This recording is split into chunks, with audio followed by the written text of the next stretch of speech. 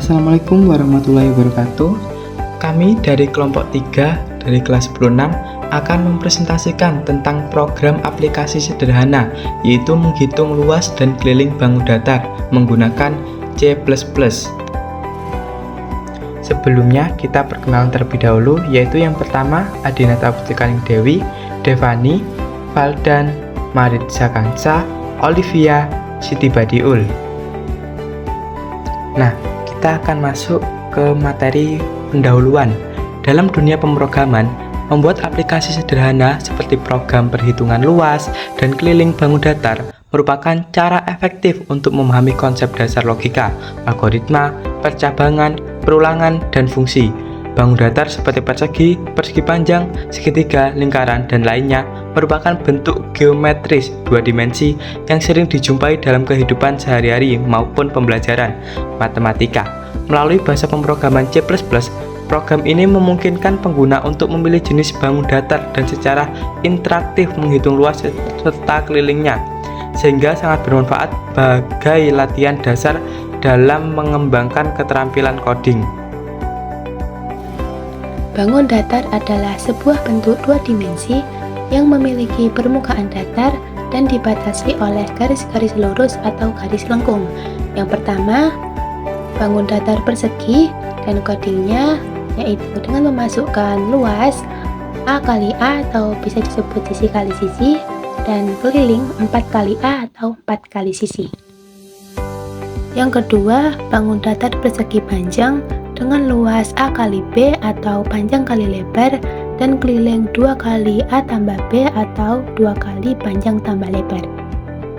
Yang ketiga, bangun datar segitiga dengan luas 0,5 kali A kali B atau setengah kali alas kali tinggi dan keliling A plus B plus C. Yang keempat, bangun datar jajar genjang dengan luas A kali B atau alas kali tinggi dan keliling 2 kali A plus C. Yang kelima, bangun datar belah ketupat dengan luas 0,5 kali A kali B atau setengah kali D1 kali D2 dan keliling 4 kali C. Yang keenam, bangun datar layang-layang dengan luas 0,5 kali A kali B atau setengah kali D1 kali D2 dan keliling 2 kali C plus D. Yang ketujuh, bangun datar trapesium dengan luas 0,5 kali A plus B kali C dan keliling A plus B plus C plus D. Yang kedelapan, bangun datar lingkaran dengan luas pi kali A kali A atau pi kali R dan keliling 2 kali pi kali A atau 2 kali pi kali R. Flowchart adalah cara untuk menggambarkan bagaimana suatu proses atau program bekerja secara visual.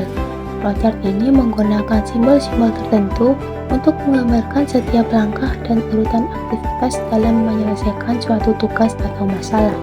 Yang pertama, start dengan bentuk terminator, yaitu simbol yang menyatakan awal dari suatu program.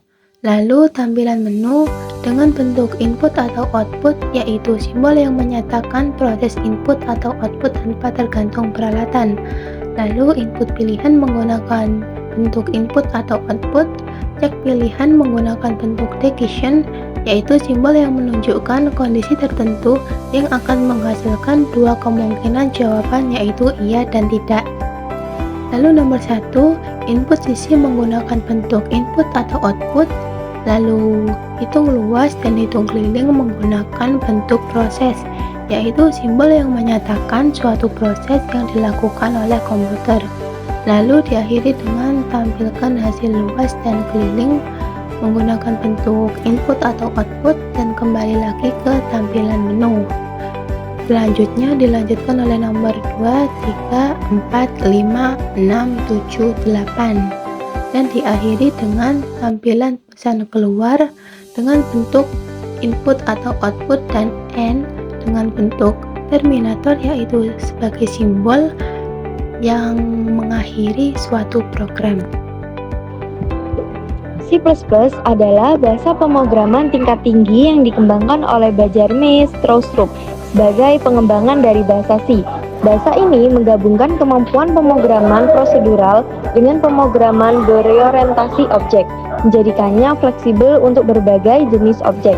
C++ juga digunakan untuk membangun aplikasi perangkat lunak, sistem operasi, game, hingga aplikasi yang membutuhkan kinerja tinggi karena memiliki kontrol tingkat rendah seperti bahasa C, namun dilengkapi dengan fitur modern. C++ menjadi salah satu bahasa yang banyak digunakan di dunia industri dan pendidikan. Online GDB adalah sebuah platform IDE berbasis web yang memungkinkan penggunaan penulis, menjalankan dan mendebug program langsung dari browser. Platform ini mendukung berbagai bahasa pemrograman seperti C, C++, Python, Java, dan lainnya. Dengan online GDB, pengguna tidak perlu menginstal software tambahan di komputer, sehingga sangat praktis digunakan untuk pelajar pemrograman atau membuat program sederhana secara cepat. Selain itu, online GDB juga mendukung fitur kolaborasi dengan pembelajaran daring yang sangat membantu dalam lingkungan pendidikan maupun proyek jarak jauh. Pembuatannya flowchart yang di panah ke atas apps Diagrams.net adalah aplikasi berbasis web yang digunakan untuk membuat berbagai jenis diagram, terutama flowchart. Aplikasi ini sebelumnya dikenal dengan nama Draw.io dan sangat populer karena gratis, mudah digunakan, dan tidak memerlukan instalasi. Dengan apps Diagram.net, pengguna dapat membuat diagram alur, diagram organisasi, serta berbagai jenis visual lainnya. Selain itu, aplikasi ini juga mendukung penyimpanan lokal maupun di cloud seperti Google Drive dan OneDrive, serta memungkinkan kolaborasi daring dalam membuat dan mengedit diagram. Yang panah ke samping, penambahan teks pada flowchart berfungsi untuk memberikan penjelasan atau keterangan pada setiap simbol yang digunakan, sehingga alur proses menjadi proses mudah dipahami. Misalnya, teks input panjang pada simbol input atau output menunjukkan bahwa langkah tersebut adalah proses memasukkan nilai panjang. Di apps Diagram.net, teks dapat ditambahkan dengan mudah dengan mengeklik simbol lalu mengetik langsung di dalamnya, atau menggunakan fitur teks dari toolbar. Penambahan teks yang tepat akan membuat flowchart lebih informatif dan tidak membingungkan bagi pembacanya.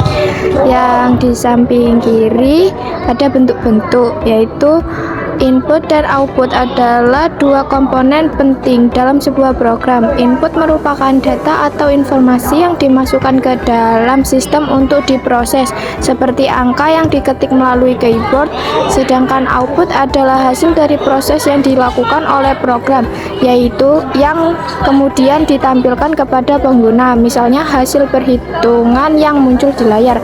Fungsi utama dari input adalah memberikan data awal agar program dapat bekerja, sementara output berfungsi untuk menyajikan hasil dari proses tersebut kepada pengguna secara informatif dan jelas. Demo program adalah sebuah program sederhana atau contoh program yang dibuat untuk menunjukkan fitur-fitur tertentu dari sebuah bahasa pemrograman. Tujuan demo program yaitu yang pertama pembelajaran, seperti membantu pemula memahami sintaks dasar. Yang kedua presentasi, seperti menunjukkan kemampuan suatu teknologi. Yang ketiga prototyping, misalnya menguji ide sebelum dikembangkan lebih lanjut. Dan yang terakhir dokumentasi, yaitu sebagai contoh dalam dokumen resmi. Script atau coding program adalah serangkaian instruksi yang ditulis dalam bahasa pemrograman tertentu untuk memberi perintah kepada komputer agar melakukan tugas dengan spesifik. Script biasanya merujuk pada kode yang dieksekusi langsung atau tanpa kompilasi, sedangkan coding program bisa mencakup kode yang dikompilasi. Ini merupakan dokumentasi pengerjaan kita waktu kemarin kita mengerjakan coding, flowchart, dan lain sebagainya. Memasuki kesimpulan, setelah berhasil membuat dan menjelaskan program aplikasi sederhana untuk menghitung luas dan keliling bangun datar menggunakan bahasa C++, dapat disimpulkan bahwa pemrograman dapat menjadi alat yang sangat efektif untuk menyelesaikan perhitungan matematika secara cepat, akurat, dan interaktif. Melalui program ini, penggunaan dapat dengan mudah memilih jenis bangun datar, memasuki nilai-nilai yang dibutuhkan, dan mendapatkan hasil perhitungan secara otomatis. Selain itu, pembuatan program ini juga memperkuat pemahaman terhadap struktur dasar bahasa C++ seperti input, output, percabangan, if atau switch, perulangan, dan fungsi. Dengan latihan seperti ini, kemampuan logika dan analisis pemrograman juga dapat berkembang dengan baik. Terima kasih.